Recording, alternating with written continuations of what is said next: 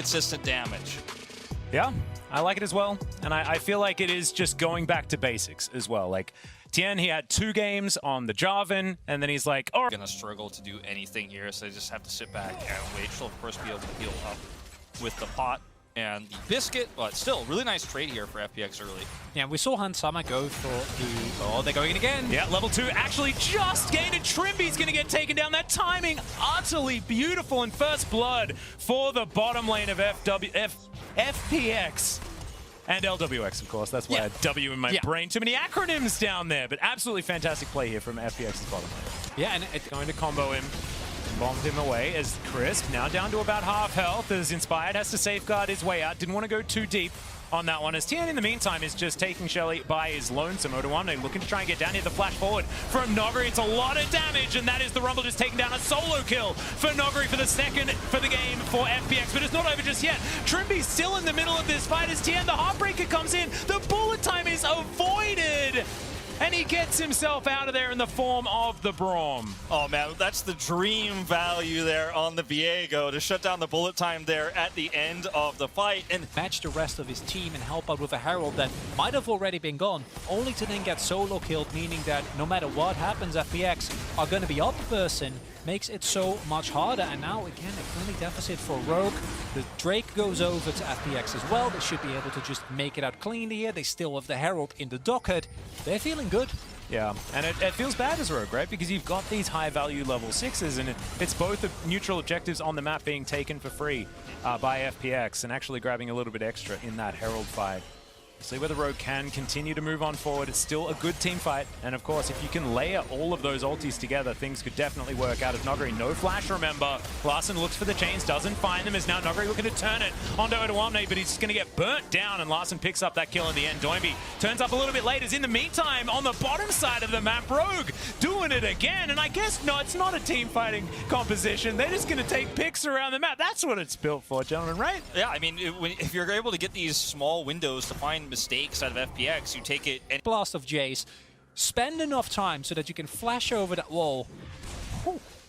Yeah, it was really clean. Really, really nicely done. Only got hit by 1 bullet as well of that curtain call. Very nicely done.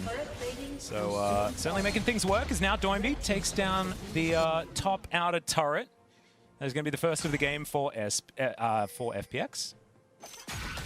Indeed, a lot of extra farm coming through here. And remember, guys, our final match of the... As Larssen has actually been able to get away with so much here on the top side of the map, and he's LeBlanc, so that's just how it goes. It's really difficult to punish this champion. Now they're trying to set up here.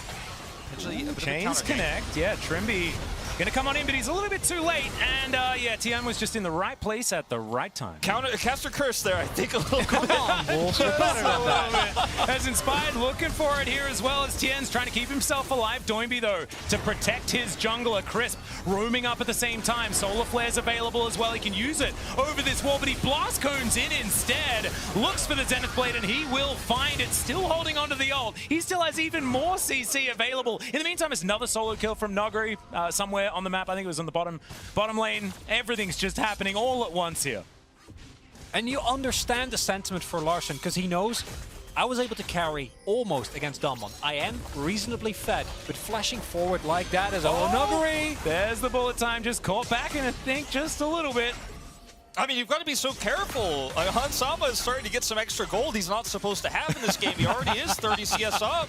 And this is one of those players, you know, I'm getting a little bit of flashes of doggo from even the play-ins where you get this miss. Going as Rogue on top of either a bullet time, an equalizer, or ideally both, you will feel a lot better, and there is the opportunity. But as Wolf already pointed out, there is a lack of lockdown, and it's not like FPX really has to hard force with the amount of range that they have available. They're up 2 Drakes, right? Which means that if they get the mountain in 5 minutes, which how the state of the game is currently feeling, I don't know if Rogue can really wrestle control back before then, is going to feel very similar to what we saw last game, where then Rogue are going to be forced to move up even if they don't want to. Inspired and Trimby both can't really get in there to sweep. They can't place deep wards. This means FPX can always threaten, and there's no fear that a LeBlanc is going to appear. It's still going to be a flash forward, though, as there's the Glacial Fissure.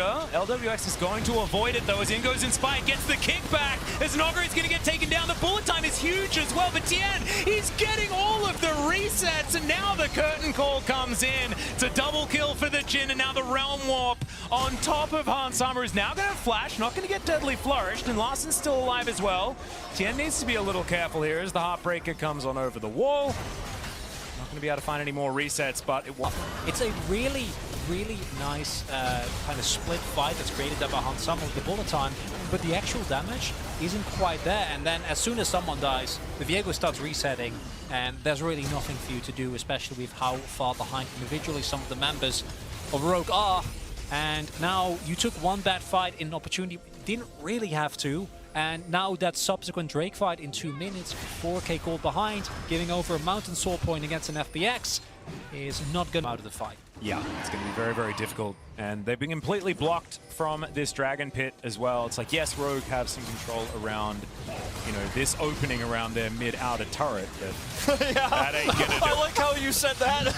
Yeah. It's a tiny space, but it's theirs. Yeah, there's a little bit of space there. Not anymore. Yeah, I mean, at least they know that FPX is not gonna walk up and kill them after they take this Drake as well. But I mean, yeah, I think you said it in so few words that to which their composition can blow up a single target, like Nuguri, like Doinby, if mistakes are made.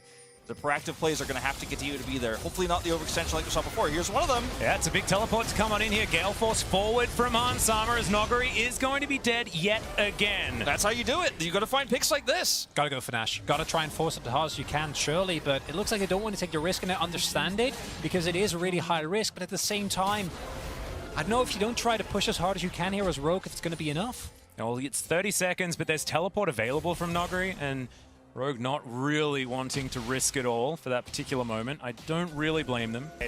This could be a 50-50, and it's one that Rogue needs to win. Crisp, he's too low. He can't actually go in now as the Drake looking to try and reset. They're not going to let it. Down to 2,000 health as Doinby immediately goes golden. Trimby's very low. Crisp flashing out there outside of the pit as Doinby looks to try and grab the Drake himself, but he's not able to. He stays alive, though, for so long. What was he, invisible? That was ridiculous. They're not able to take him out. And FPX lose no one. They do lose the Drake. Rogue saved that. But somehow, it is no one on FPX dying and then picking up 2 kills. 3 kills. And I don't know if that's worth it, because yes, as you point out, you've staved off immediate defeat, but giving over a Baron to FPX with the amount of seats that they have available might be just as bad, and that is the reward that FPX have rightfully earned after how strong their early game has been, how they've been able to play around their dominance in multiple lanes, pick up the Baron, increase their gold leads. Looking rough for Rogue. I mean, also FPX just with such discipline in that fight, they were willing to give the Drake to look for the team fight win instead, which is, it's a win-win scenario for them. And going back to, is it worth it for Rogue? You don't really have good options. Both choices are bad. Right? Yeah, exactly. Both choices are bad. So what do you really do here? But I really appreciate that FPX don't just go, well, they don't pull a Genji and kind of walk away from the Drake and say, well, we're going to give the Drake and we're just going to walk away from this do or die time right now. And oh my goodness, look at the damage your two backs channeling right now. But FPX have such a free push. Doinby's on the side lane, Realm warping forward. They want to end this game very soon. They can force a fight this way, and if Rogue don't respond, they slowly lose the game.